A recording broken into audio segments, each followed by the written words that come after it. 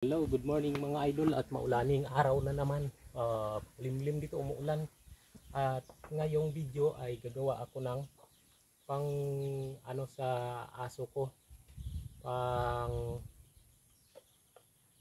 Pangtanggal ng, sabi nila is yung ng kain ng manok.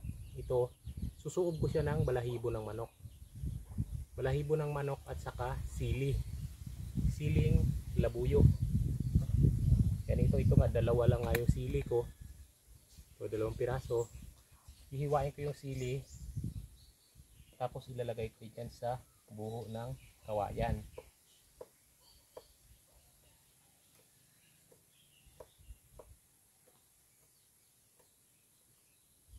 Ito ang gagawin natin para hindi sila hindi kumain ng manok.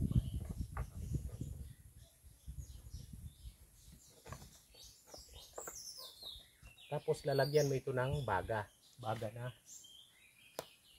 apoy. Baga lang ng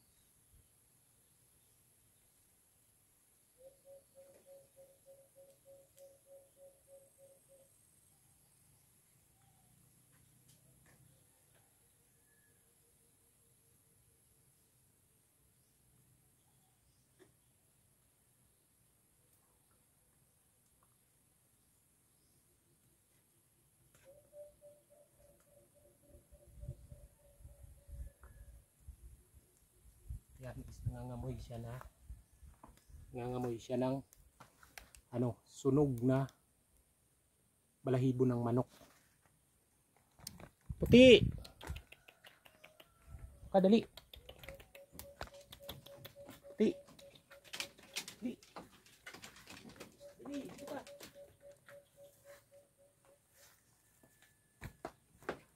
Puti! Hirap ay tumatakbo.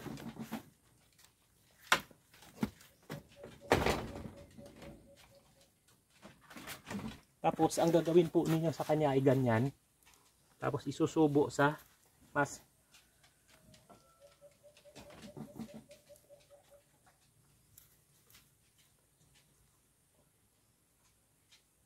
susubo nyo ng ganyan.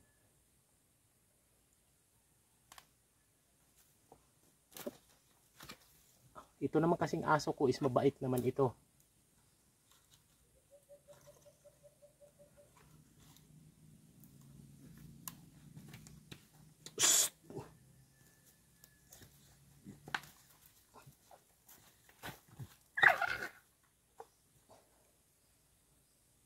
Susubo ninyo ng ganyan.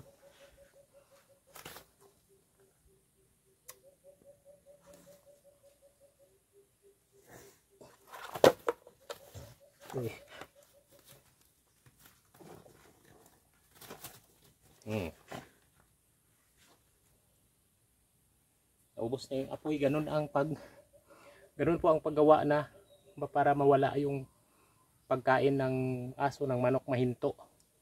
Sa mga matatanda is ganun ang ginagawa nila noon. Kaya sinabihan nila ko na ganun daw ang gawin.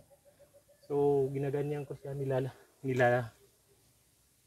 inaano ko siya, suob ang tawag dito sa amin ito. Thank you for watching mga idol sa aking video, at please like kung may kaalaman kayong nalalaman, bagong kaalaman na nalalaman sa pag-aalaga ng aso. So kaunti lang ang baga niya na ng apoy. Okay, thank you for watching mga langga, mga idol.